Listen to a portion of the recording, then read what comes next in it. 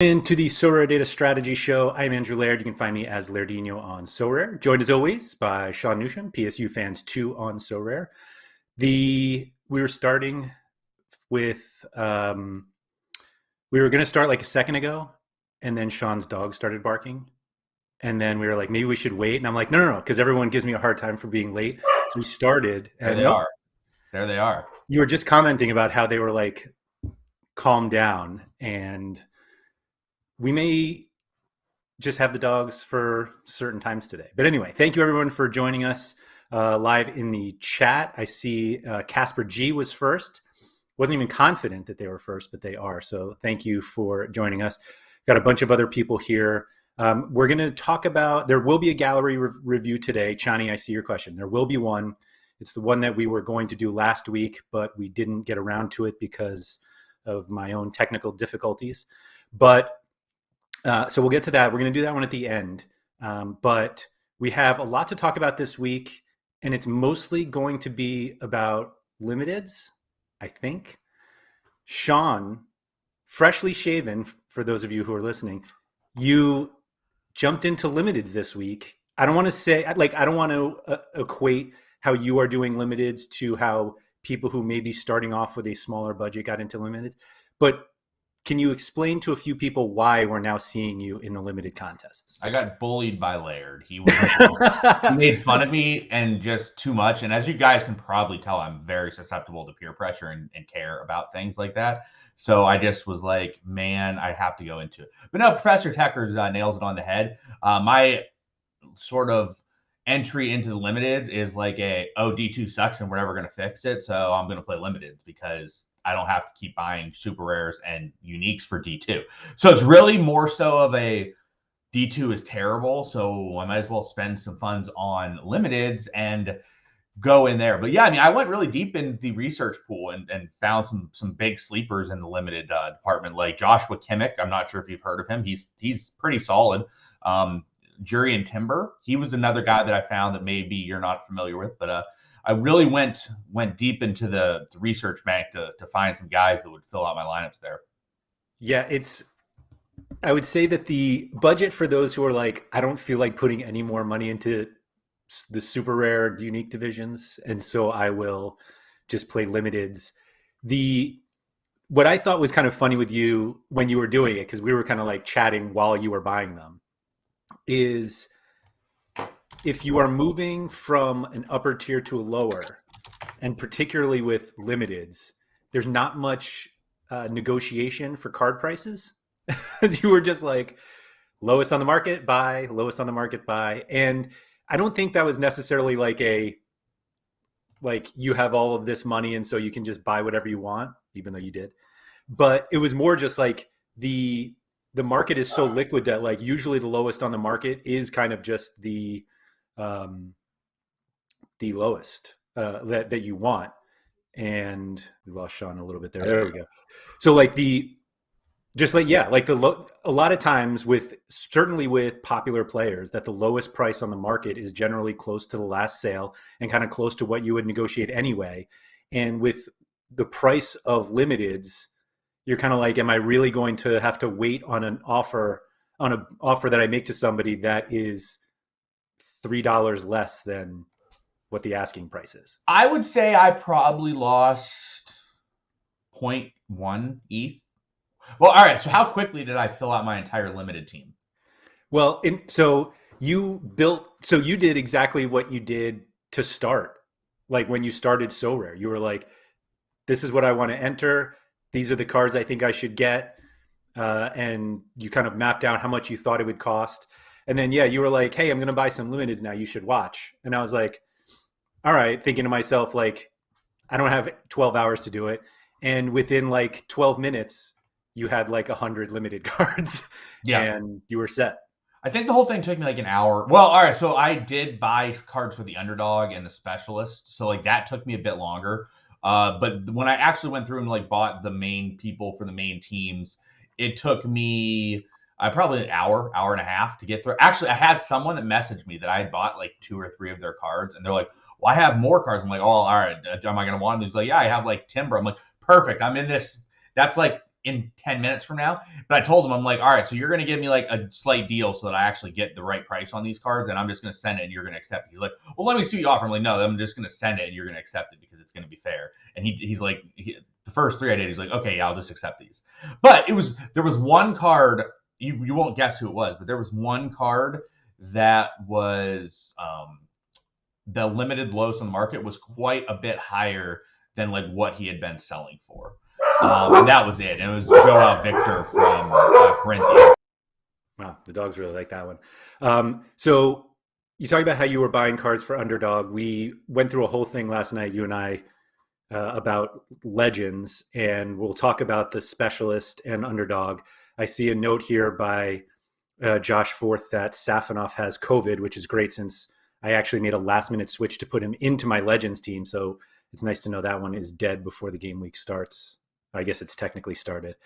But so we'll go to limiteds. Basically, what it came down to is that you thought that the return on limiteds was enough to make I don't want to call it an investment, but you think that you can win enough in limiteds to make it profitable. And obviously you didn't think that immediately since you didn't do it, but like, is it that you didn't think it was enough ROI, or is that the super rare division is actually just bad enough that it's just not worth it? Well, I just think that, so at the beginning, the prices were absurd, which would you know when you're talking. But I wouldn't say that it's not like stable or anything anymore, but it's more so everything seems to be somewhat stable in terms of limiteds. They've sold off a lot of the cards and the supplies of like this year's cards on people, and it's sort of, I viewed it as I would like to have a consistent stream of ETH coming into my gallery. And like, if I win a rare, so like I won Enzo Fernandez like 3 weeks ago. Well, I didn't want to sell it because I want to use that card because it's a good card. If I win a limited, I don't care because I can just go buy a limited that I want to use anyway. So if I win Kareem Benzema, I can just sell it because I don't care. I can just go buy a Kareem Benzema later if I want to buy a Kareem Benzema. So it was sort of like, I think I can make 0.2, 0.3 ETH a week on limiteds just because, like I said, like I just get I literally bought the top end cards. So if I'm like running Urian Timber, Sutalo, Alvarez, and like some other good midfielder, it's going to probably pay off with a T1 most weeks, at least, with upside to hit more. So if I get a bunch of like 0.03, 0.04 cards, let's say I hit 4 of them a week, well, that means I made like 0.16 ETH that can just purely go into the bank of preparing. So like I've realized that as I do things, I don't just bank ETH and it sort of becomes an issue to sort of generate. And sometimes, whereas like if I'm just steadily bringing in limited level ETH, and then I can sort of go and buy cards that I need for the limiteds. Like I looked, like last week I bought Bob Scoofs for 0.04 because I had a lineup if I bought him. So I just went and bought Bob Scoofs for 0.04 and I won a daily blend for 0.08. And I didn't even get a star. Like I just got like a T1 and got daily blend. So like, yep. I can buy cards. And I looked like Osmar was like 0.011. So if I need a filler for a week, like I'll just go buy an Osmar. He'll give me my 55, 60 points. Hopefully will help me get a reward. The reward will probably be worth 0.04 or something. And all of a sudden, like I made 0.03 profit plus the Osmar card. And then if I just want, I can just go resell the Osmar card if I don't want it. Yeah, no, I think the underlying thing with limiteds is that the market is so liquid. Like there's so many cards that it almost doesn't make sense to hold on to any, because like you might have like the ETH is almost more valuable than the whatever card you have, and you'll know that if you need to buy a card, there will probably be a few on the market. Like from obviously when we started, there were no limiteds. And so there were times where like you wanted to go, it's basically like super rares. If you want one and then you go and you look and there're just none on the market. And we don't see that a lot with rares, but like with the limiteds, it almost is like startling when you go and you're like, oh, there are like 20 available on the market. And there's 3 auctions today. And like, it just makes me think that there's really no reason to hold any that I'm not using, because if I need one later on, like there will be cards available and there will be multiple people trying to sell that theoretically, if they start undercutting each other, then that's fine. But yeah, the market's really liquid. Yeah, and so Chris talked about running the top limiteds and specialist over other divisions. Totally. That's part of why I want to get into limits, because I think that, like, realistically, specialist, you want to play a U40 goalie every single week. And then you want to play a U40 of someone else. But then, like, your top end player, you want to generally be your top end player. So, like, in the specialist this week, I ran Carlos Gil in the specialist. And in the legends, I ran Tadic. I don't really the legends are pretty terrible right now. They're pretty bad. I don't really understand the prize pools. Prize pools, yeah. I think the prize pools are going to have to change, because otherwise, just the limiteds are just terrible. Or the legends, I'm sorry, the legends are just terrible in what they are. But yeah, so, like, I think the way that you'd look at, like, how to run your limiteds, at least the way I looked at it, was specialist greater than, like, the legend tournament. And the only reason I sort of, like, prioritize the legend tournament is I have what I'm pretty sure Laird will tell you is on paper would be the best team. It makes the most logical sense, and it's probably the best team. Smolov is a good option. Like, you can just go buy, like, you probably just bought Smolov for like 0.01 and it just plugs in for limiteds. But yeah, so I ran Gil in specials limited. I ran Tadic in the legends because I was playing Croy captain, so it makes the most sense to play Tadic here. And then I played like Bergwies and Blind in the limited league, so that I have a pretty strong team, because Bergwies was a 59 average and not he was just under the 60 threshold, so I was able to throw him in there.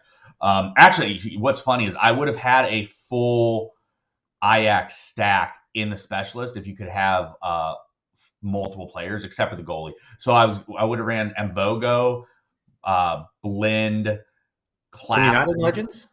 What? I'm sorry, in the limited. I would have run in the limited. In the specialist. All the names are so confusing. I know. It takes some getting used to. Yeah, it does. So I was going to run Mvogo, Blind, Klassen, because Klassen's under 40. Under 40, yeah.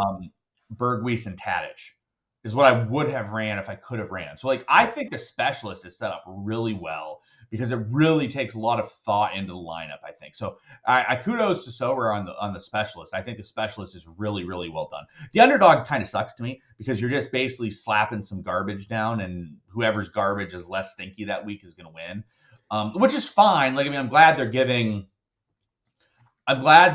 that utility to, like, U40 players. So I'm not complaining about that. I just think the specialist is a lot more interesting, because it's a lot more strategical, because you do play some top end guys, and you play some dumpy guys. Like, you have to still play a couple U40s there. So, like, I like it better. I just think it's a better mix. Yeah, I'm not going to call him Berghaus. I got to go with the American version. So yeah, I think I said this a little bit on, I think it was Tuesday with Andy and Jimmer. I think they, like, nailed it with these two contests. Like, I actually think I think specialist is better, because obviously the rewards are better because you can turn limiteds into rares. And I was referring just to the limiteds.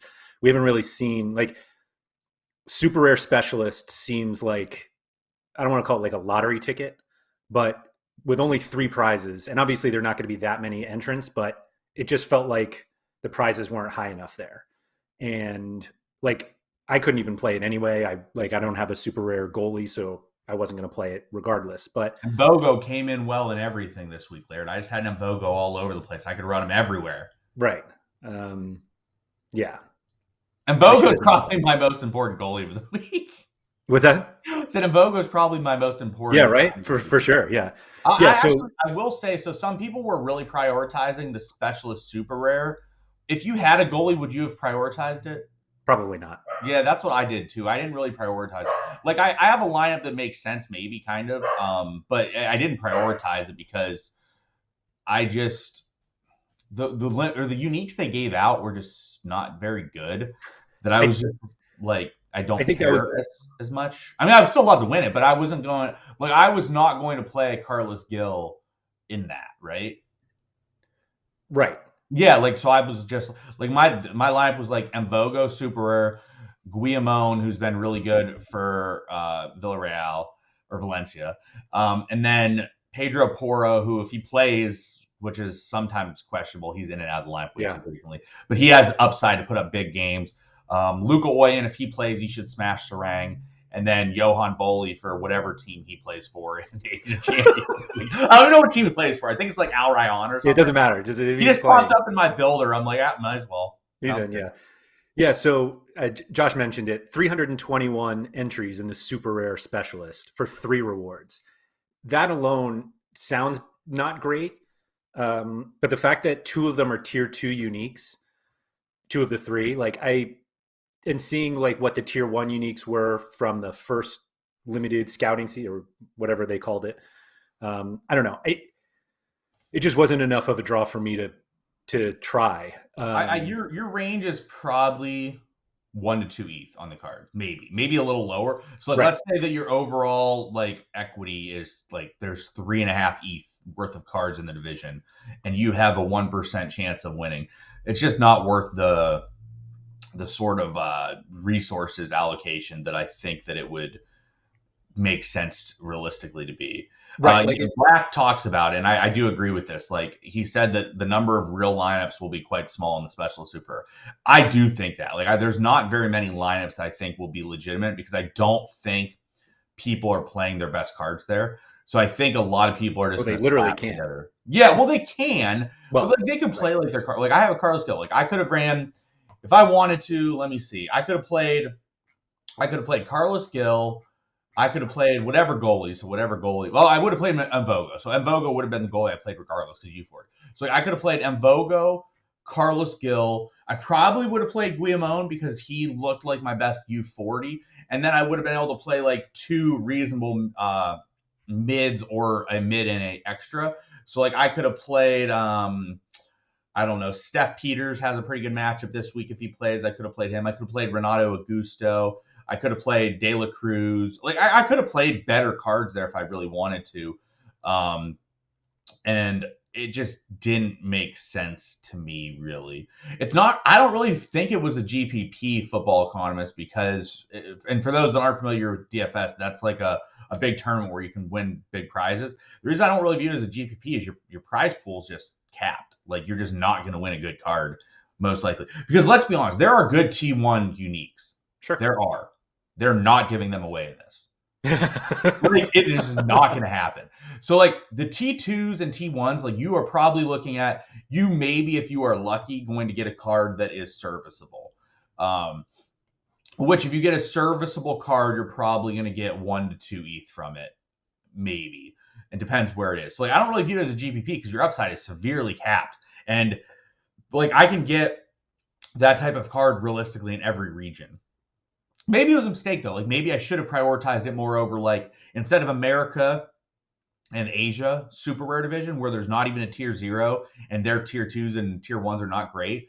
Maybe I should have used the super rares that I used in Asia and America. So like let's see what I used in America. So in America super rares, I had a couple good ones. So like I played Aranya, I played De La Cruz and Jack Price in my America super rare division. So like maybe I should have used them here. And then in Asia, I used Morishima, who has a really, really good matchup, Yuma Suzuki and Lars Veldwick. So like maybe I should have peeled out the 2 like non over 60, under 40 players and use this group instead. Because like I do have some good players in there. Like Morishima is really strong. This week I think he's a really good play. Aranya is really strong. So like maybe what I should have done is played Aranya and Morishima there instead of where I played them. Yeah. I think the great thing is that it's making us make more choices. I feel like that's one of the things that Jimmer said on Tuesday and has said a bunch, that like just making more decisions makes the game more interesting. And I just didn't think that this one, at least the super rare specialist, was good enough to like make the decision was like, all right, I'm not going to play that. It wasn't like, oh, do I want to kill these other lineups so that I can play that? But we did have that with a few others. Like, I think there are people who run their best lineups in like All-Star Limited. And now it's like, do I run those lineups now or run 3 of those players now in Specialist? Because the theoretically the card upside is higher there because you can win rares. Although some star limiteds are better than tier 1 rares. Is it tier 1 rare at the top? Or is it a star? No, I think it was stars. There were stars. Specialist. Oh, it is star. Yeah, 3 stars. There was a few stars at the top of it. Yeah. So, I mean, it just seems worth it. The 96, almost 9,700 entries in Specialist limited this week. So yeah, like that. I mean, you and I were talking about it yesterday to each other. Just like it seems like Specialist is actually where you should be playing your best stuff, and I wonder if we get Specialist rare because we only had Underdog this week, whether people will take their best cards and put them there. I can't imagine that they put super rares as prizes there, even though like the top Specialist limited gets you rares, but I feel like that would change everything if you could win super rares. So Flameflong talked about too for the Specialist super rare division that 3 rewards is a joke. It is, but it isn't. There aren't very many people that are going to enter the division, and they're giving unique. So, like in theory, their prizes are really good. They're just not really good because they're not good uniques.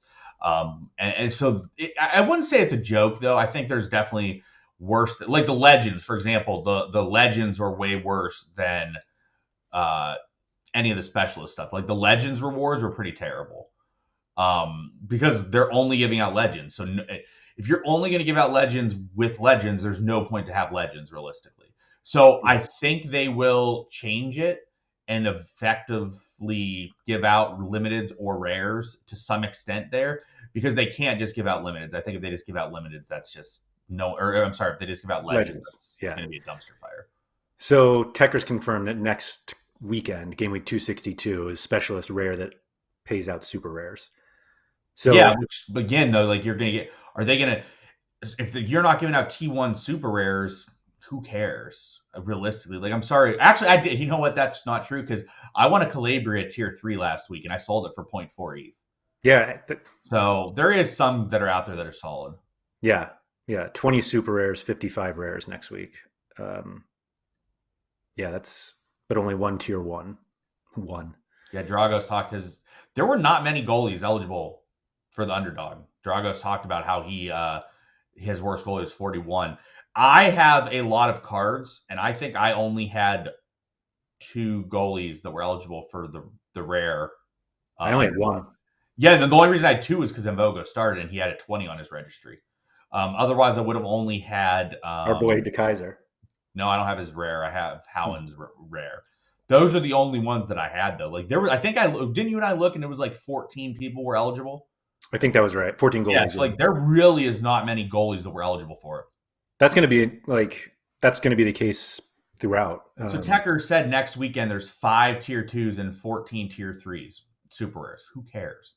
Like, I mean, obviously I'd rather win one than not win one, but like I'm not going to prioritize a lineup where my ceiling is a tier 2 super rare. Right. Like I'm just not going to do that at all. Well, no, the upside is tier 1. The first place. The first place is tier 1. Oh, 1 tier. Well, yeah, but like, it's just not. Just win it, Sean. It's just not a good prize. It goes back to the whole prize pool issues in the discussions. Like, I would much rather get a tier 0 limited. Like, I'd rather get probably a tier 0 limited than a tier 3 super rare. Yeah, like no doubt, and maybe even a tier 2 super rare. Like, what's the bottom end of the stars? What's the bottom end of the star range? So the bottom end of the star range. Let's look at the prize pool here for the limiteds. So we're looking at limiteds. It's like the bottom of the star tier for limiteds is low. It's like Armani. So like Armani's worth like 0.07. So like yeah, you're talking the bottom of the stars is limited, and you know this would be a bottom. So like let's say you get something that's probably the card that you get a tier 0 limited would probably be like equity worth like 0.1, 0.15. But yeah, over a tier 3 for sure. I think over a tier 2, I'd rather have a tier 2 super rare. It's just lottery at that point. Yeah, your lottery with the upside of the tier 2 super rare is probably better than your lottery with the upside of the tier 0 or of the tier 0 limited. Yeah, for sure. Tier 3 super, I'd much rather have a tier 0 limited, despite just getting a 0.4 ETH valued super rare out of a tier 3 recently. But again, like I also, when I won that, I was like the first tier 3 super rare of 15 that were given away. So I was like pushed to the top of Yeah. the range. So generally speaking, when you're pushed to the top of the range, you get a better card. I got a trade offer the other day. I forget what the card they wanted from me, but it was a star limited card, and they wanted to send me 3 super rares for 1 limited. Yeah, So that's not surprising. there's your tier 3 super rares right there. Yeah, that makes a lot of sense. I mean, I think that's valid. Speaking of the legends, so for those of you guys that aren't aware, I guess I still have one. So this will be the PSU pump of the week, but I do have one that is for sale. So I don't like doing that. So like I don't. Yeah, it's I we don't should like talk doing about that. this. You know I don't, but like it's a limited, so I don't really care. It's not worth that much. The people that plan to play Legends Division, if you don't have a Rude Hullet, I think it's a major um, sort of weak spot, because to me, I think he's the clear. There's no mids. The only mid is Platini, and he sort of sucks because Juve mids are not that good. So like Hullet mid is like you're getting Gotza, Veerman, Sangare, Mauro Jr., and Eric Gutierrez every week. And which they average, like we looked at it yesterday. I told Laird the averages. It was like 66, 63, 59, 56, 49. So like I think Hullet's way better than all the other legends. Oh, is that my lineup? Yeah, that's my What's lineup. yours? Yeah. But so like I think Cruyff is the best legend just because that one's a no-brainer. Did they not give Beckenbauer credit? So Beckenbauer they screwed up. And that's we Just literally it's called not that. there yet. I think Or the you Germany guys, thing is the or it's problem. like in your API wrong or something. But we thought they would get Beckenbauer wrong because of the national team stuff. I assume Platini's wrong too. I would assume Platini's wrong, yeah. But so like Hullet is way better than the other mid. And the nice thing with it, if you have Hullet in and you have a Hullet defender, Cruyff, or whatever forward you have, you can play whoever in the extra spot that makes sense for you. So like, I think having Hullet's sort of a no-brainer. And Hullet, I think nobody knew he was getting auctioned because when they announced it, he had no auctions. He had no auctions at like noon Eastern when they announced it. And then like I randomly checked at like, I don't know, what time did we talk about? 8 or 9 p.m.? Yeah, about 9 At 8 o'clock. or 9 p.m., he just had like 123 auctions within a 12-hour span, and that was it. And now there's no more on auction. But if you're playing Legends, I think you should really have a hold. I think realistically, the best Legend cards are Beckenbauer is the best defender, but there's some other defenders that make sense. You bought Cannavaro, so you do get Quadrado. Laird was trying to find out if you did, and he was going to if you did. That changed it though. It did, because Quadrado is the best defender by far for them. Plus, you don't have the downside of his bad games. Exactly. So it's great.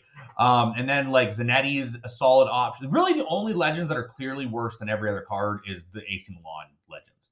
They just totally worthless. They're worthless, totally zeros. But like I think the best 3 forwards are Cruyff, Di Stefano, and Ronaldo, and it just sort of depends on matchups. And then I think Hullet by far is the best mid. It's not even close. Like Hullet's so far and away the best mid. And then defenders, it's Beckenbauer's the best, but then like Zanetti and Cannavaro are also pretty solid as well. But I don't think they can stay like this forever with the rewards from the legends. Like they gave away 3 jerseys for rares and super rares. Like these people are paying like I saw it, like the whole rares were going for 0.3 ETH yesterday. Yeah. Like you can't have 3 signed jerseys for people paying that much for those type of cards. Like I just can't see that lasting. Similarly, like the if you're just giving out limited legends, no one's going to care and no one's going to buy them anymore because there's just no fun in that because there's no point in the cards. So I think they're going to fix it and adjust it as we go. But I think that you need to probably buy a Hullet if you don't have a Hullet and you plan on playing the legend stuff. I guess the counter to that is you can play Beckenbauer, Cruyff, and Ronaldo. And then like Gil or Kimmich. Like you don't necessarily need to have a midfield legend. But if you're going to have one, it's Gullit.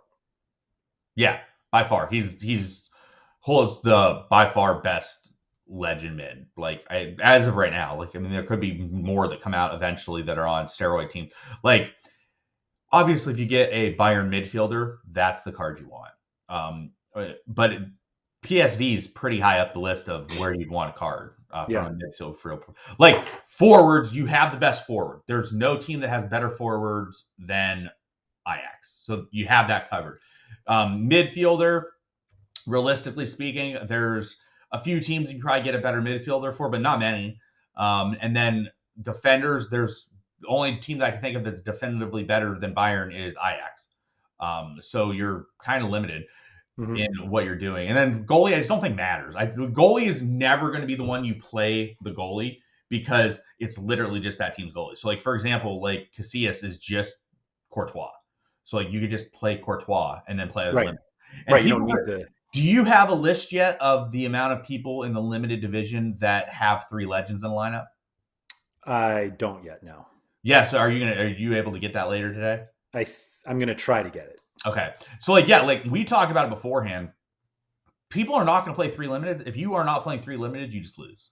Like, realistically speaking, you lose. Because like I literally have Haller, Tadic, Berghuis, all of them. Yeah. You're not going to match up with that. Even if you play like you can't play someone on Ajax. Like, you cannot play Tadic. But like, let's say you play Messi. Messi is not keeping up with them over the long run. Yes, it might work for like one given week, but over the long run, that's not going to work. Same thing like midfielders. Like we talked about, I'm getting 5 midfielders by playing Hullet. In the most likely lineup PSV plays, I'm getting 5 midfielders. You are not keeping up with that with Kimmich or Gill. Like, you're just not. So it's definitely a situation. So same thing, like Bayern defense.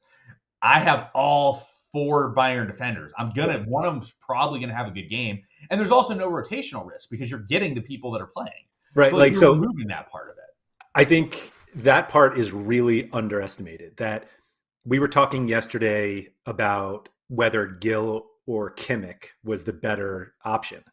And you were like, well, Kimmich could be rotated, and so Gill is the better option. And like, you have always like said stuff like that, and I think people really underestimate it because we're just like, oh, like the most important stat on Sorare is minutes. Like, if you play, you can accumulate fantasy points, and if you don't play, you can't. And people are like, oh, I got this guy, I'm pretty sure he'll play. And it's like, are you pretty sure he's going to play or he's going to play? And obviously none of these are 100%, but like, if there's a question, if two players are similar in terms of scores, and there's a question if one of them is going to play, then just play the one that you know is going to play. Exactly. And whether, that doesn't mean that the decision turns out correctly. Like, it's possible that the other guy does play and he outscores. But like, the smart play is to play the one who is going to play. And so when you play 3 legends, you have 3 scores. Like, it's guaranteed that you will have 3 scores instead of the possibility that you have a DNP from one of those spots. And so, and realistically, every player's an option to DNP. Like, even the best players, like Kimmich. Sure. Kimmich is very likely to rotate this weekend. I would say there is a 50% chance Kimmich rotates. Like, I didn't even play Kimmich in any of my limited lineups that I bought because I think there's a really high chance he rotates. So, like, you're removing that risk entirely. By the way, Nanzo, you should definitely get the Hullet. Feel free to buy mine, lowest on the market. But yeah, it's not a pump. By the way, I will never pump a card. I've told you guys before, I will never pump a card that like I'm actively trying to sell. I think that's I just think that's shitty to do. So I will never do that. The only reason I'm saying this is because I do think that you should have a Hullet and it's a limited. Like this, if I had like a 5, like a 1 ETH card, I'm not gonna say go like Jesus Ferrer. Like, I would not have pumped him if I was trying to sell the card. That I just think is bad form, and I wouldn't do that. So you guys never have to worry when I like give a pump and buy a card like that. Like, you never have to worry that I'm doing it for that reason. Sir, you didn't buy mine though, so you made a mistake in the market. You got to buy mine. That's the person that has to do it. It is lowest on the market too. I checked. Yeah. The only reason I did it is because Laird and I kind of were just bloating the Hullet price because we didn't understand his price. He was going for like 0.06 yesterday, or like 0.05, 0.06, but he's clearly better than every other option. We thought he should have been going for like 0.0 or 0.1, and so there was like 30 to 40 straight auctions last night where Laird and I were the highest bidder at like 0.055-ish. And I only ended up with 2. I ended up with a second one, but trying to see if I can pull. Oh wait, no. Basically, yeah. I guess it's because it's the same date. But like, there were so many going And yeah, you and I were like, obviously the cards came out yesterday, and there's always some sort of like price discovery that goes on. And the weird thing about this one is we were like, he's very clearly the best midfielder legend. And so then you have to go into like, do I really need a midfielder legend? And we're now like, whether you need it or not, you're getting the best midfielder for a team that has elite midfielders. And so every game you're getting the best one. So we were thinking he should be priced like the other top options, like Ronaldo and he should Cruyff. be priced like Cruyff. In my opinion, he's the best one behind Cruyff.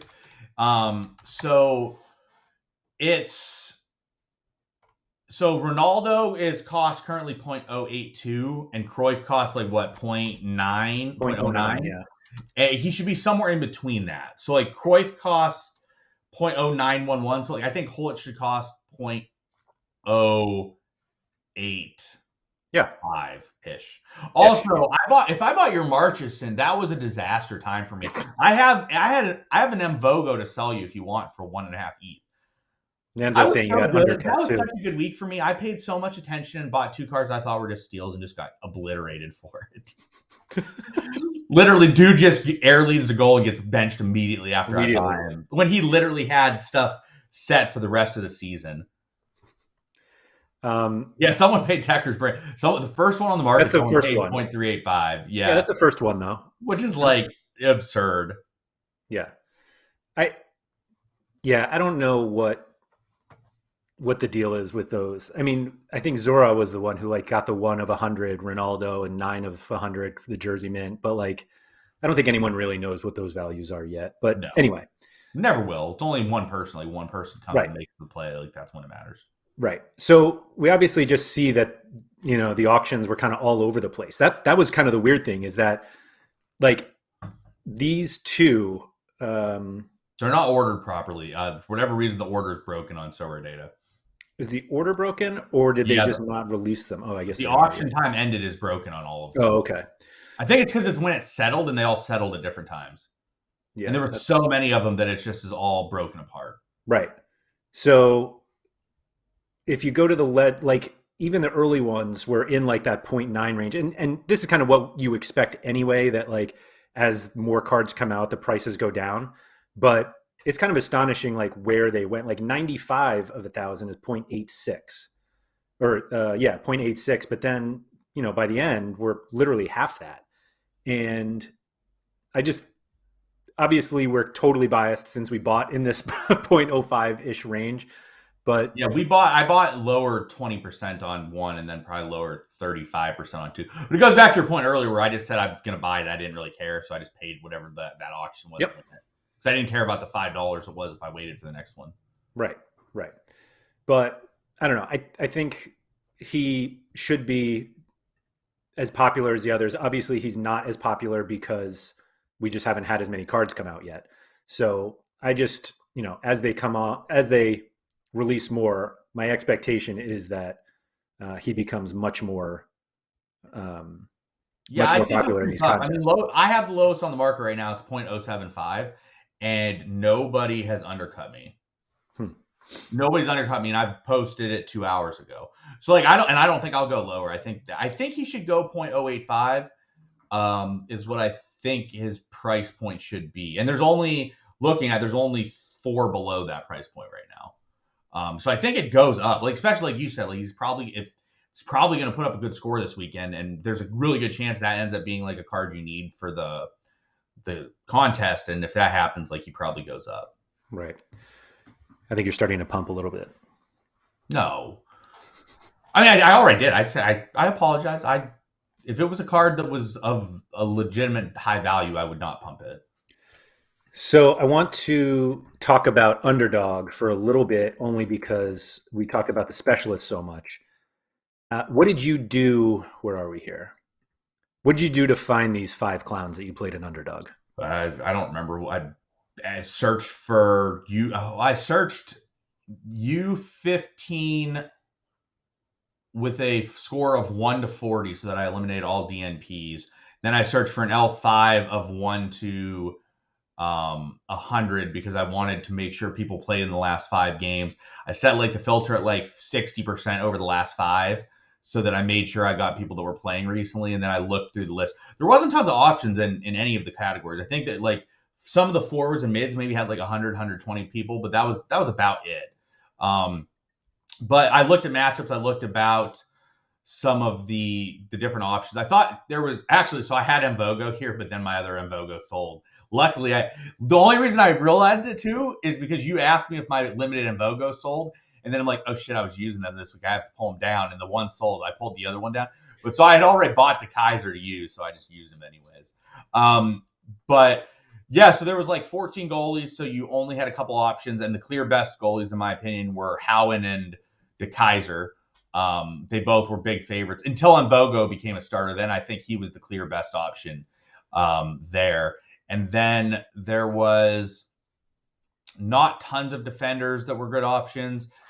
We saw some people that were out there. So like I saw Guillemot late, but I already had people and I didn't really care enough to go fix it. I saw Niezgoda. He was the person I was considering it forward before I ended up on Haji because that's who you talked about. I tried to buy Davy Klassen, but he was like 10x the price of these other guys. So he really was. I was like, whatever. I'm like, if it burns me not having him, so be it. But yeah, so there were some people I looked at to see if they made sense and like I could make it work. And those were sort of like what I came up with. But that's how I went through and researched it. What did you end up with your final lineup for it? Let me pull that up. Because I showed you what I was going to play, and I ended up making a total switch last night or yesterday, really.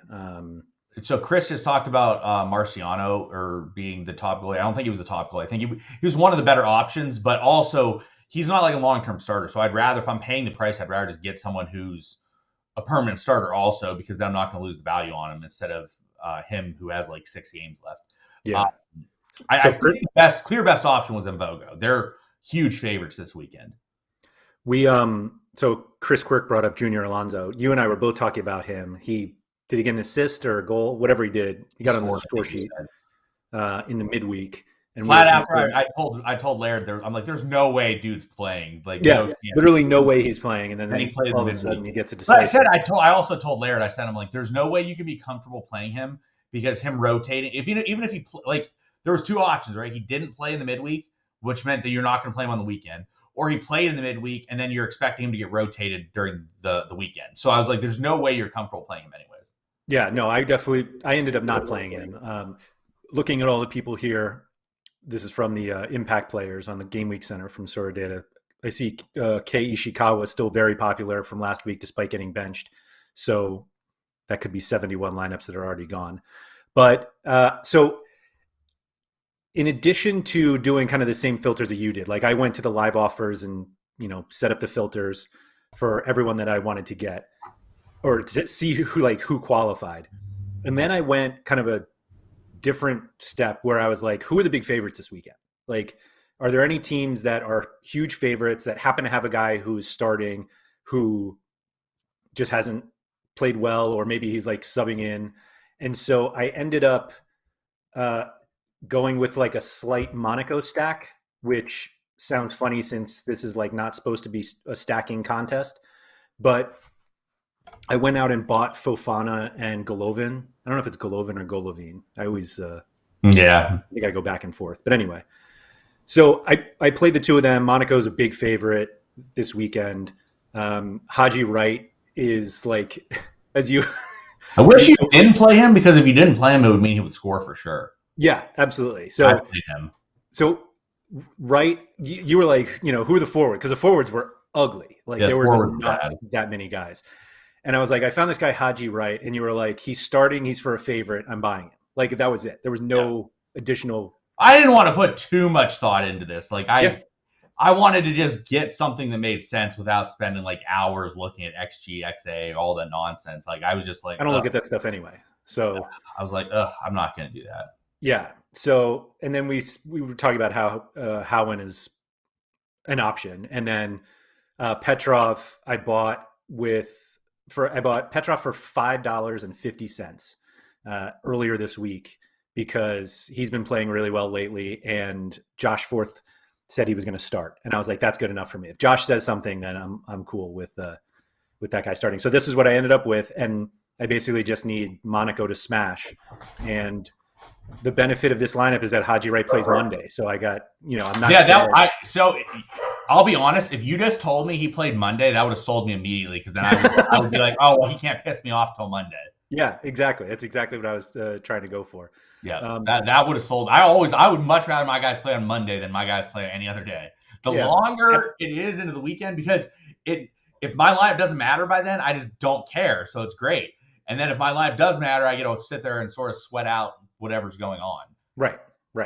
Yeah. So I was like perfectly content with that. And, there were a bunch of guys. So I kept going back and forth in terms of buying players for Underdog. And Nanzo was like, I can't bring myself to buy guys for Underdog.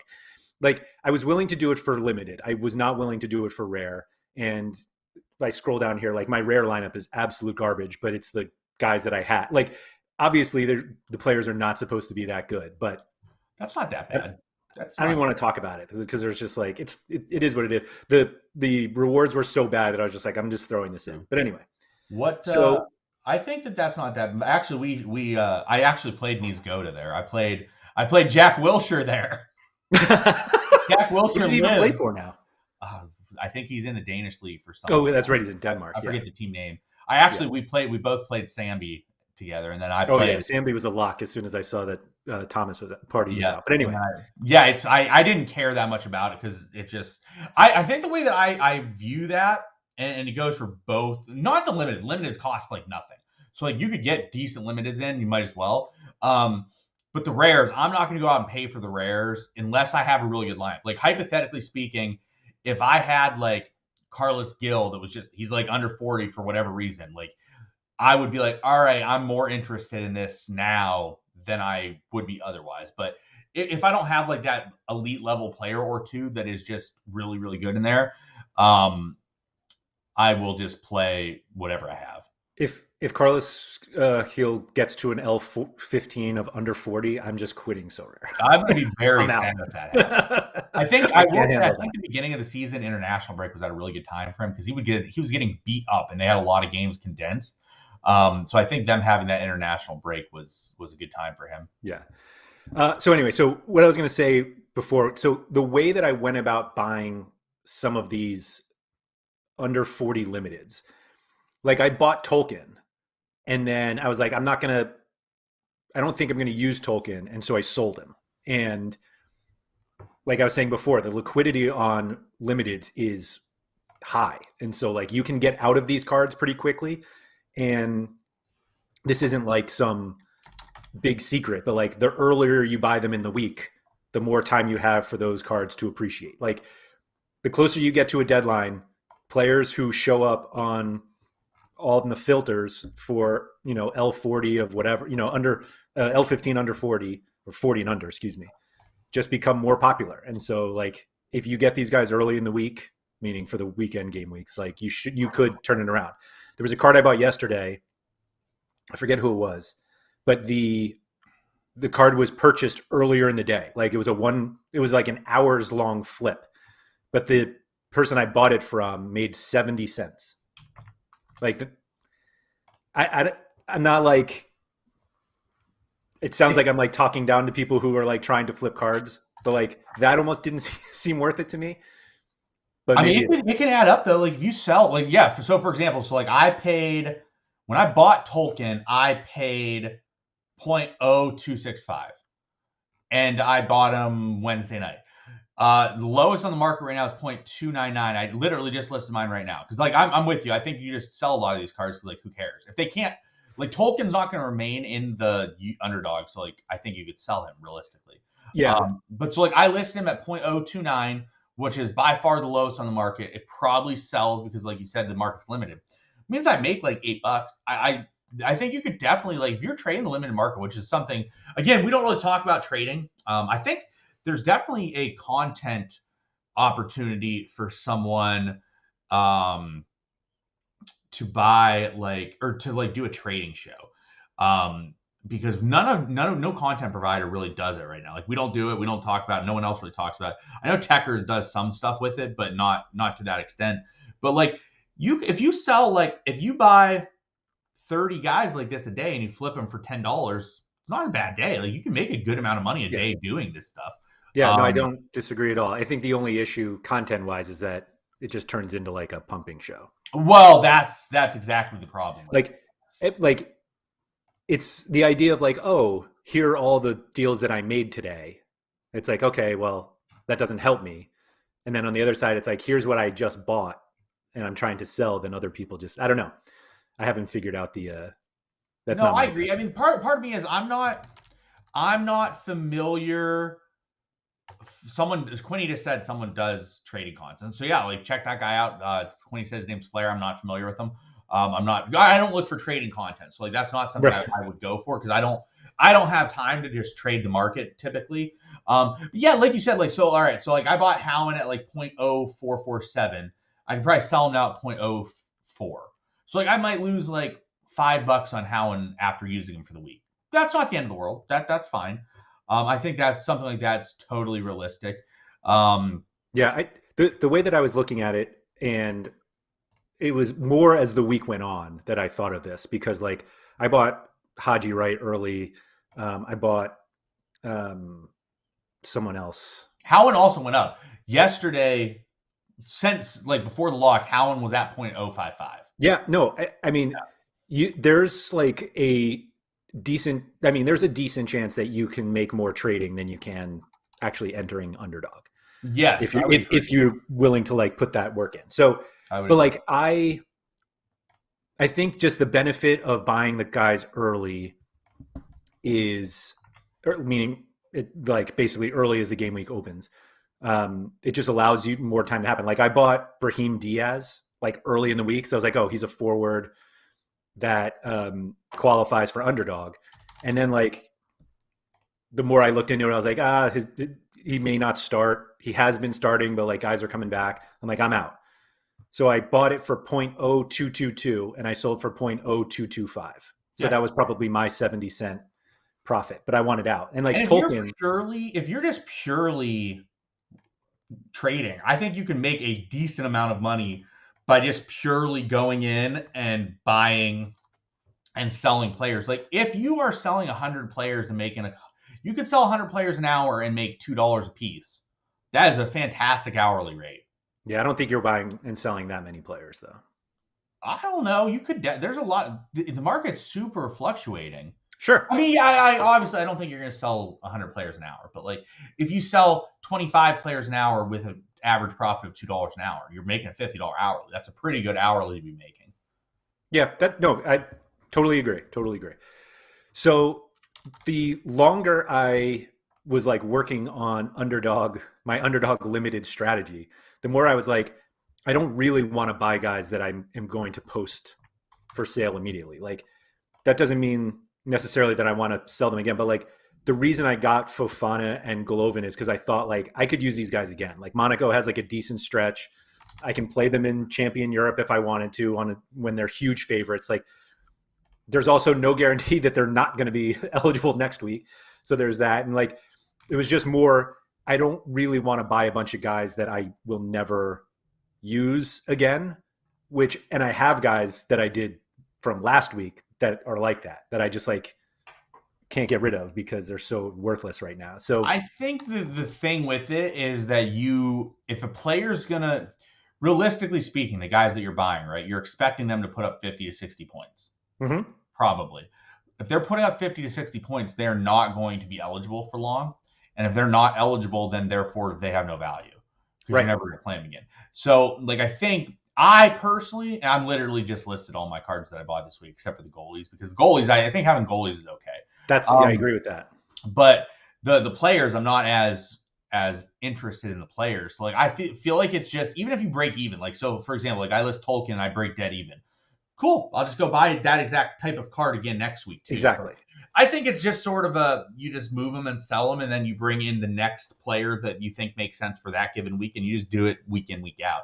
But yeah, I mean, this was an interesting thing. Like most of these cards I bought have gone up like 20% since I bought them.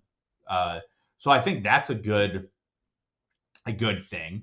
So that's interesting to me from a I really think there's a lot, especially for me personally. Like I know what I'm good at, right? I know what I'm skilled at. I know I'm good at what I do for different things on Sorare. Just in general, like in life, I'm pretty aware of what I'm good at and then what I'm not good at. I'll give an example. You'll find this funny. So I played hockey when I was growing up. My dad played hockey for like 20 years, was pretty good apparently. I have no idea. I played hockey for 10 minutes because I could not skate. It hurt my ankles. That's an important part of hockey. So like everyone was like skating around. I can skate now, but like as like a 6-year-old, I couldn't skate. Which, by the way, any parent that wants their kid to play hockey, they're insane.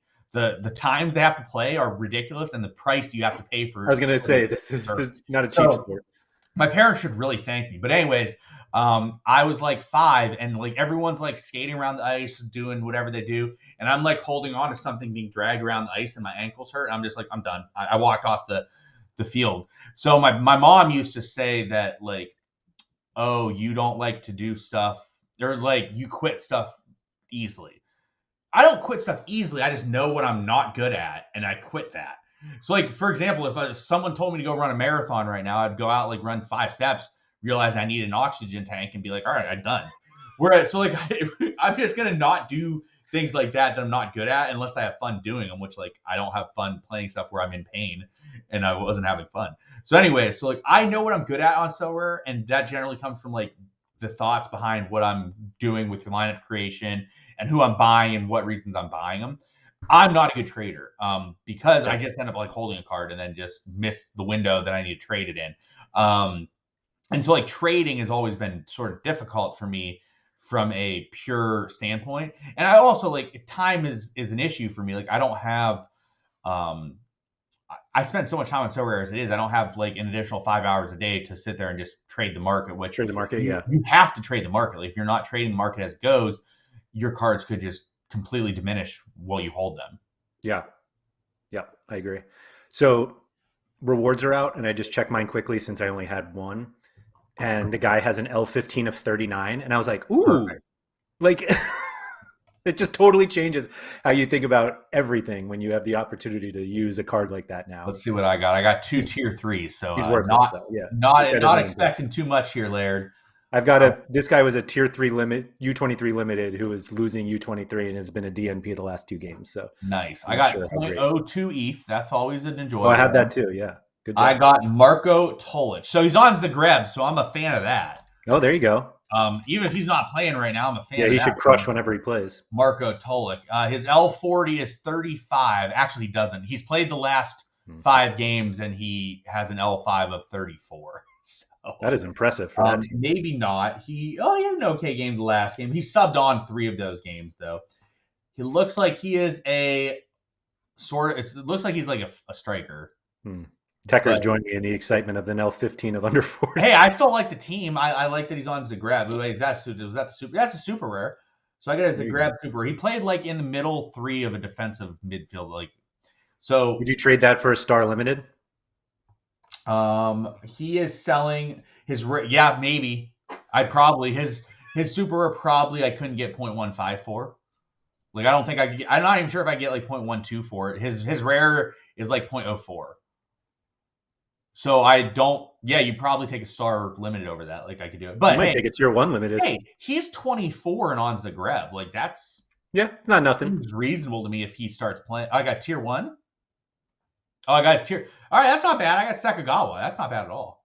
I forgot I got tier 1 in Asia. That's not bad at all. That is pretty good. And then I got Jonathan David common. So stack there. I got an HVC common. Nice. Well, that's much better. I'd much rather big time. I actually, how about, so another funny thing, I am almost out of forwards for, like, I have to play common forwards in training lineups because I have so many cards right now. And I have a lot more mids and defenders, obviously. I have, my training lineups run out when I get to forward. Like, forwards are the reason I don't have more training lineups. Yeah, it used to be goalies by like a lot. Now it's goalies, but forwards, like to be fair, I probably could go and restructure some of my lineups where I have like a 2 forward set. In training, but like I'm not gonna do that. Yeah. Do you have anything else to say on this stuff before we jump into our gallery review? No, I just you're the one that's slowing stuff down this week. Like you didn't move us. Yeah, you didn't move us to the gallery review earlier. I guess we have I gone a don't little care. long. It You're doesn't right. matter to me. I have nothing going on till later today. So Yeah, sorry. you just made the show really long, which is No. I thought this discussion was worth having. Yeah.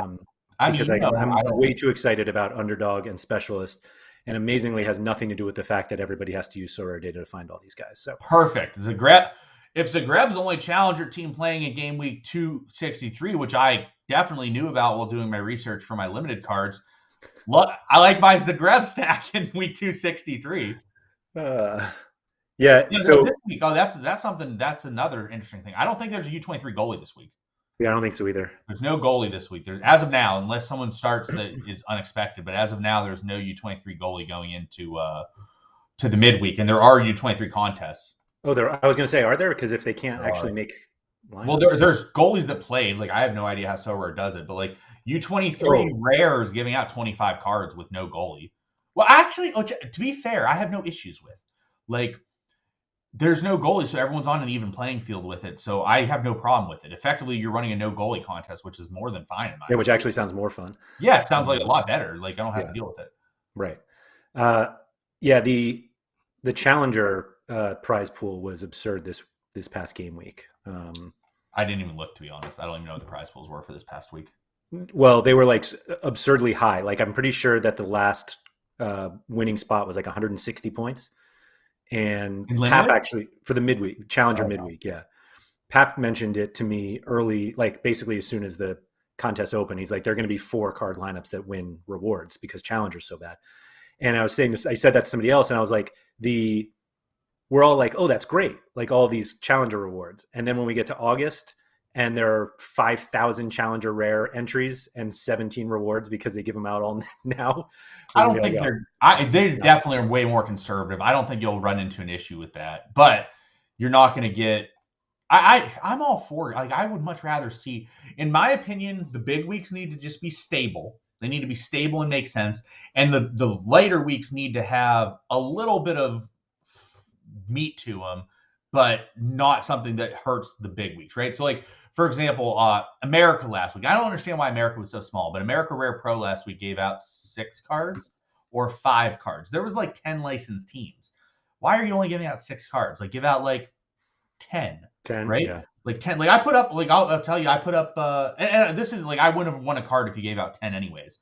But let me see what I put up. Like I put up a reasonable number. So like last week I finished 16th in America Rare Pro, and I put up 340 points with 10 licensed teams. And I was 60 points away from a card. Wow. You need to put up 400 in a 10 team. Yeah, so you had to put up 400 points to get a card, and they only paid top 5. So like, are you really hurting a weekend if you give out, let's say in Rare Pro, they gave out 5 prizes in the midweek. Are you really hurting the weekend if you give out 8? No, you're not really hurting it, and you give a little bit more bulk to the midweek. So like, I would really like to see the midweeks be a little bit better than what they are. Yeah, I think we're just waiting for the MLS cards. Techers makes a good comment. I think Asia and America, they just actually, I wanted to see if Asia got bulked up this upcoming week because I think they just have issues with counting teams and counting lineups. I guess I can't see it till the weekend. I want to see the weekend. I want to see if the weekends after their like sort of calendar go up, because the issue that was told to us was that a lot of the issues they had were from over rewarding America and Asia for like a month last year. And they did. I'm talking like they gave out like 45 rewards in America D2 last year. So like they were like steroids giving out cards. I want to see if when we get new season cards, which we just got in Asia, we actually see an increase in things, because I'm hopeful that happens. Well, there was 120 this past. Was that the weekend? It was 120 for the midweek. Yeah, now it's not changing for. I think when was the calendar through? The calendar was through this upcoming weekend. No, they do through 262. Yeah, which is this upcoming weekend, right? No, this is 260, isn't it? Yeah, this weekend's 260. I said through next weekend, which is 260. Oh, yeah. Sorry. Yeah. Yeah. So through next weekend, they have come through with the calendar, which I mean, I think they just don't want to change the calendar, because why would they change it to be? They did it through 263, I guess. So I want to see what happens in 264, because in my opinion, That's when they Asia should and go up. America should go up quite a bit for those reasons. Asia, certainly. We haven't seen the new MLS cards yet, so. And I will say, so like in terms of rewards, and I think Techers, who's commenting, will agree, I don't have as much of an issue with rewards as what I did previously, except for America, Asia, and Division 2. Those are what's broken. But the thing is that I at least will appreciate, they've been consistent and things are logical. So for example, this weekend that's running right now, there are 120 cards in Asia Rare, and there are 22 cards in Asia Rare Pro. Next weekend, I believe the K League doesn't play. Yep. What would you expect happens? Well, it's not quite half, because they don't have as many as J League. It actually literally is half. Oh, but that at least like makes sense to me. Like it should. You're right. It should be like 66% or something. Right. Because I think Japan is like 65% of the teams or whatever. I guess 60%, maybe slightly less. But so, anyways, like it logically makes sense to me that, like, okay, there's less teams, there are less rewards. Yeah. There are more teams, there are more rewards. When there are the same amount of teams, there are the same amount of rewards. I can at least wrap my head around that and be like, okay, hey, this makes sense. Yeah. Yep. I think that's right. Let's get to this gallery review. Apologies for not doing one last week. This is the one we're going to do. We actually saw a bit of a change from the gallery that we were going to do. So we're going to talk about that as well. So this is Sojiwa, who we spoke with a little bit prior to last week's show. And there were some moves that Sean and I were like, oh, this has to happen, this has to happen. And without actually talking to Sojiwa, he made some of these moves. So we're talking about a very different gallery than what we've seen. SorareData value, it puts it at about 4.5 ETH, just under. And there are 6 limited cards, 14 rares, and 4 super rares. And the indication we got is that there's going to be no additional investment into this gallery. Like, he doesn't want to put more ETH in, so he's going to work with what he has. And what Sean and I wanted to do was basically like review where he is now and figure out how it's going to generate any sort of ability to improve and where we would improve here. So the basic, or the immediate thought that we had was like, this gallery is just not deep enough. And we've talked like previously that like buying depth just sucks, because it's like you're buying players that like you're not necessarily playing every week, or possibly not playing at all, because hopefully your better players are playing. But it was kind of interesting to see where the strategy is here. It's like, if you have 4 ETH and obviously rare and some super rares, like you don't see super rares much in a 4 ETH gallery, because generally people like to spread it out. One really good one. Yes, one of them was really good, which I was particularly bitter about, because it was a card I was trying to get and he beat me to it. So, Sean, based on like what we know of this gallery, like, is this where you think you would have pushed somebody to go in terms of like a strategy? I think it's logical. I think it makes sense. I think the first thing that we're going to talk about, and it's kind of why we did it, we picked this gallery because he said he didn't want to invest more ETH. So from that perspective, like, I think we talk about it in the viewpoint that there's a clear thing that he needs to keep in mind when he's building lineups that I think Laird will agree with when we talk about it. So he has not tons of depth. He has some decent cards, but he doesn't have like a lot of cards, and he does have enough to build 3 lineups. What he cannot do is, he should not, going forward, sacrifice one of his lineups to make 3.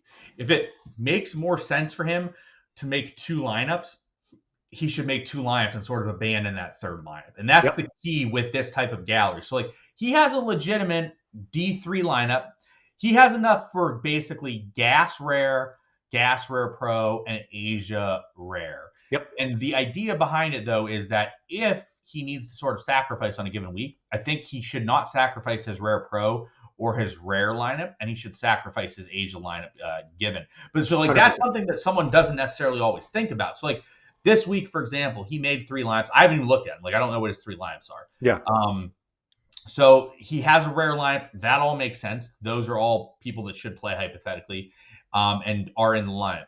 His rare pro lineup, also, again, that's a really strong lineup where he has some really good players. Like that lineup literally can get a top end reward there, which is great. Like this gallery is there's a hypothetical chance where he pays off like half his gallery with that lineup this week. Yeah. So I'm just going to cut you. So people who are listening, who are seeing the screen here, the All-Star Rare Pro lineup is Kim Dong-hyung, Masato Morishige, Diego Chara Super Rare. The other 2 are rares. Ki Sung-yang Super Rare and Kim Dae-won Rare. Excuse me. Like I agree. Like we said, like you don't see super rares in this type of gallery, and the concentration to make like a very good all-star rare pro lineup with this budget, I think is excellent. Like I think it was really well done. And just to go back quickly, the all-star rares, Steve Clark, Marcelo Silva, Shuto Yamamoto, Lucas Biglia, and Matus, which again, like that's an easy threshold every week, as long as everybody plays. Yeah. Exactly. And can compete in cards certainly in the summer. Like you'll see basically everything is Champion Asia or Champion America, or Asian America, we call it now. So it's like set up well for the summer. And then the Champion Asia lineup is good, but I agree with what you said that whatever, if it gets to a point where you're like, should I kill my Champion Asia lineup so that I can make my all-star rare or rare pro lineups better? The answer is absolutely yes. Yes, 100%. And that's why we wanted to talk about this gallery. The other thing, he actually rectified what we were going to talk about. So a lot of people, and I've noticed this about people that have smaller galleries, like 1, 2, 3, 4 ETH galleries, they buy guys as like fill-ins. You should never buy a fill-in with a gallery at this price point, because it just puts you back from buying cards that are actually beneficial. So what he did is he had bought a Clement Diop, who was like, his ceiling was like, he's going to get like 4 or 5 starts. Yep. The problem is he paid like 0.2 ETH for getting a guy that was like capped at like sort of 4 or 5 starts. And that really is detrimental because, for example, like he's much better off waiting, let's say, a month to sort of maybe generate a card, generate some ETH from the threshold in order to get like a 0.4 ETH starting goalie. That will go a lot further for him than a card like Diop that's only going to get him a couple games. And then what happened is once he had Diop got injured and his value probably plummeted at least 50%. And he didn't even get those games, which that part's unlucky, obviously. But that's another thing I wanted to touch on, at least, was that if you have a smaller gallery, it's even more imperative that you don't take risks and that you don't sort of get a guy that's like a fill-in for 1 week. Like, for example, Morishige was like his most recent signing, right? Yep. Great signing. Even if that was a fill-in, like let's say he needed a fill-in for this week. He gets a guy that can come in and play every single week going forward for him. That's a really good scorer that is really underpriced from what he should be due to his age. So like that type of card, awesome buy. Like I always recommend if you're going to buy a player as like a fill-in, make sure it's a guy that long-term you view as a usable piece for you, or it's probably not worth going to buy. Yeah, he got it yesterday for 0.11. Yeah, so like you got a 0.1, like this whole lineup that he has here in All-Star Rare Pro, probably when he bought the cards cost him 1.5 ETH, I would reckon. And it literally can win. Like it literally could, like if you told me this lineup got a tier 0 this week, I would be like, yeah, okay, I can see it. Like if he gets a tier 0, that's likely paying half, if not more, of his entire gallery or of that entire lineup's value in 1 week. And like if he ran this lineup 40 times or 35 times over the course of the year, he is going to get, I would say, somewhere between like 5 and 10 cards. Good, yeah. Yeah, with that lineup. If he gets 5 and 10 cards with this lineup that costs 1.5 ETH, he is getting at least 1.5 ETH out of value minimum, if not more. So I think it's a fantastic lineup. I think the construction makes sense. He also bought a super rare defender in Asia, which gives him a bit more flexibility in the event that he starts. But he's been part G. So he actually bought 2 of them. Yeah. Which again, so I don't love buying 2 of them. I just think that Park Park Ji-soo now represents like 15% of his gallery. Yeah. He's not even in the lineup this weekend. So I don't love the use of that twice just because it's a bit risky. But if you click on him, like you see, he has some really strong games. He has the ability to be a really strong card going forward. And if he becomes a player, boom, all of a sudden Sojiwa has 3 possible super rares to choose from every given week that he can run out there. So you see like he scored in the last game. He has some previous other solid games when he starts.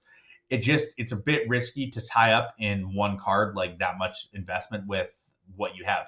Like I think the other issue is, and we didn't talk to him about that, so I don't know if he thinks it's like a good flipping opportunity or whatever. But which I assume he does. Like we sure. we had been planning on doing this one last week, which meant we looked at it before that. And I know Laird had even looked at it from like the week before when he messaged us. He does a lot of moving, which is good. Yeah. Like, that means he's like on top of stuff and doing a Absolutely. lot of stuff. But he moves his cards in and out quite frequently. Yeah. The issue with having both of these super rares is he's not that close to another rare pro lineup. Like if you have 2 super rares, you can play that in a rare pro lineup, but you can't do it if it's the same player. So now you're like, but now it's like, is he going to play Park Ji-soo and Chara, and then Park Ji-soo and Key? Like probably. Chara and Key together are probably the best combo, and now you're splitting them just because you have these extra super. Well, I think the issue is more so Key is the clear best of the group. Yeah. And if you are playing this guy, you have to play Chara because you cannot play Key, because then Chara is not usable because you don't have an American version. Right. So so like you're effectively taking out your best version. That said, I don't think that's what he's trying to do. I think he's trying to use this card as one of them to be a flip. And then he flips that and buys something else. I'll also say, let me see if I can. Oh yeah, here it is. So we talked about. Actually, I don't know if I talked to you about this or not, but the price differences between the new season cards and the gaps are huge. Like this is the card that he bought, the Morishige, 0.11 on the same day that the new auctions went for 0.158 and 0.16. So stupid.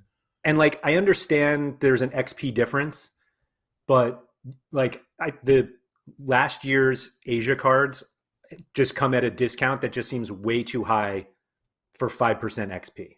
I mean, you and I have talked about the XP before. I don't want to get into a rant because then we'll be on here till noon. People that pay for the new version of a card for 50% more than the last version of a card, I mean, really stupid to me. But like it admittedly like is a bit counter to what we say, because we're just like, you got to train, you got to get your like the XP up, and you're getting 5% extra on these new cards. But that price difference, I forget what card I bought recently, but like he could literally go buy another card that another player for 0.05 ETH that's like worthwhile, or like he does that twice. I put it this way: what Sojiwa did, I would much rather do what Sojiwa did than what the people that just bought the new versions of this card did, because I don't get it. To me, paying more for a worse card does not make sense. And I understand what people are talking about with the 5% XP bonus, and the fact that if you do have the 5%, you can turn into like 11 or 12 by the end of the season. I don't care. My goal is to get my card to max XP to 10% as quickly as possible. So it's not as much about this season as it is about the following seasons and every season beyond that. But how much does his Morishige have in value? How much XP does it have? 1.03. So he's giving up 0.02 in value, but his is 0.03 value. His is 3% value long term. He has 3% already built in, which is probably a month or two worth of training that the other card won't have. So like by the time next year hits, Sojiwa's card is likely going to be at like 8 to 9%. That card is going to be at 5 to 6%. Right. So yes, it is for this season. That card is better, but it's literally like 6 months, and it gets even worse later in the season. You get like once you hit like the late season ones, I don't think we'll see as much of a change, but still. I don't know. I'm starting to get a lot of players to like 10%. Mm-hmm. I've noticed that with my gallery. Like I've had at the beginning, obviously, because I've been on the platform now a year, over a year, like a year and a month. And let me see how many cards I have. I had it because obviously it takes a while to get cards there. So let's see if I have cards level 14 and above. I now have like 100 to 150 cards. Even more. Oh, I have like 200 cards that are level 14 and above. Compared to like I used to have like 4. Yeah. But so every single one of these cards is better than a new season card. Every single one of them. And it's because like I have put in time to train them. Like I guess that's like looking through these cards. Like I have a Andre Blake that's 2 years old that I have an 8% bonus on. Like you're going to catch my 8% bonus for maybe like a month at the end of the season. And that's it. So like your new season card is better than my Andre Blake for like 1 month of the year. And that's it. Yeah. Going back to this Sojiwa gallery. So if Park Jisoo like becomes a starter and those 2 super rares become valuable in terms of lineup using, obviously you split Chara and Key, but like you just put in Park in each of those lineups. Do you think it's more reasonable to play with this gallery Champion, Asia, Rare Pro than Rare? I mean, I definitely want Key in my Rare Pro line. Realistically, I mean, Chara will have good matchups. Like this matchup's really good actually this weekend. No, but I just mean like if you're going to have 3 lineups, one of which is All-Star Rare, presumably for a threshold. Oh, like, does it make sense for there to be 2 Rare Pro lineups? I might give up Asia Rare. You'd have to, yeah. Yeah, you give up Asia Rare and you play Asia Rare Pro if it makes sense. Yes, that's what you do. Or maybe I'm sure he has a common goalie on one of these. So if he has the depth, you probably play Asia Rare Pro and then you play like Asia Rare with a common goalie. August. I don't know if there's enough. His next, I mean, so like I said, like we've talked about, so he's not planning on investing more. His obvious path he's really shallow at forward. Yeah. His forward, one forward goes down. It's not good for him. He loses a lineup. So clearly, in my opinion, his progression going forward is he wants to sell one of the defender super rares. That I think is what his play will be. I think he definitely needs to get a forward to back up these guys. And then like he's going to be his next progression step as he gets there, which the nice thing is he has a bit of time to get there. He actually needs a mid too. As soon as Biglia's season's over, he's really shallow at mid as well. Yep. So his next progression is depth. We've talked about it. Like you don't like adding depth. The good news is he's adding depth in cheaper regions. So like him adding a midfielder could cost him like 0.1 ETH. Yeah. Him buying a defender could cost him 0.08 ETH. So like he's gonna have to start adding depth. That's like his next step realistically. But he has a lot riding on him on Park Ji-woo being a legitimate part because he also has a rare if you saw that. Yeah. Too.